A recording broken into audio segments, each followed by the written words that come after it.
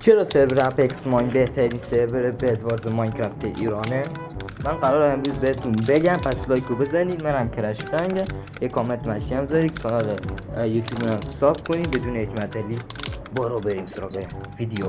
اگه آیتمی رو دستتون بگیرید و بزنید روی اندر چست، خودش میاد داخل اندر چست و نیاز نیست بازش کنید، که این واقعا واسه یه سرور خیلی خوبه. و بریم سراغ نکته بعدی که خیلی باحالش کرده.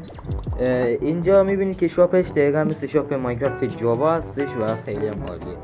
و یه سری نکاتی که بعدا حالا جلوتر بهتون میگم. از کانال تلگرام بشید اگه نشدید. و بریم سراغ نکته بعدی.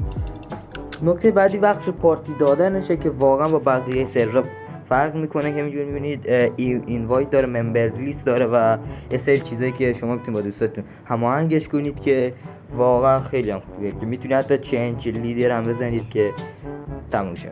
و آقا این بخش کریتش یه چیز دیگه هم داره که البته واسه پارتیه، که بتونید خودتون یه مپ بسازید و با رفیقاتون بازی کنید، که البته من چیز زیادی دربارش نمیدونم.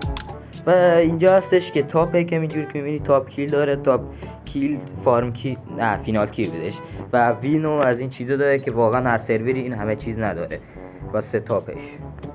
و این باعث میشه که پلیرها بیشتر پلی بدن تا بیان نفر اول شن و جزو 10 تا برتر برن، که این چیز عالیه.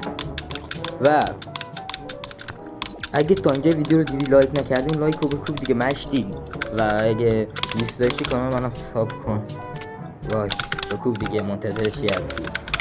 و یه چیزی دیگه هم که هستش در مورد لابیاشه، که واسه وقتی که میای داخل بازی لگ نشی، که این چیزش واقعا عالیه، چون وقتی خیلی پلیر یه جا باشن باعث میشه لگ بشه و این اصلا مشکل از موبایل و این چیزا نیستش. و واسه همین یه چند تا لابی گذاشتن که لگ نشی.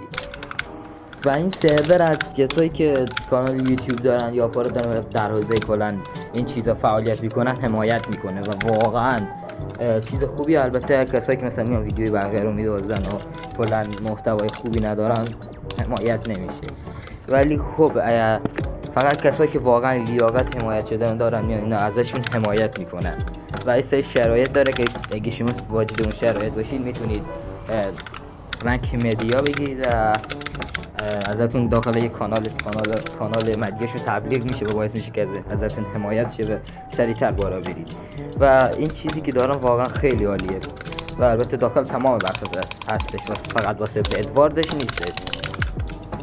ولی چرا اینو به ادوارد ربط دادم؟ چون به ادوارد پلیرایی که کلا اینجا ویدیو میذارن پرو پلیر تریناشون همین چی از تولید کننده های محتوا هستن، که مثلا بگیم مثلا یکی رو بگم مثل نویز، کسایی که خودم میشناسم، نویز، اون یکی اسنیکول و از این آدما که البته بعضی رو شاید اسمشون نیادم، مثلا مثل داوود کرفت، اینم خیلی بازیشه با قویه. و یه سری این آدما که این باعث میشه که اپکس ماین با سرورهای دیگر فرق کنه و با بعض کانتنت کریتورهای خودشون حمایت کنن.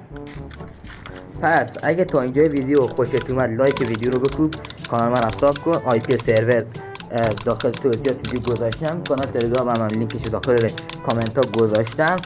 پس تا یه ویدیو دیگه فعلا خدافظ، دوستتون دارم.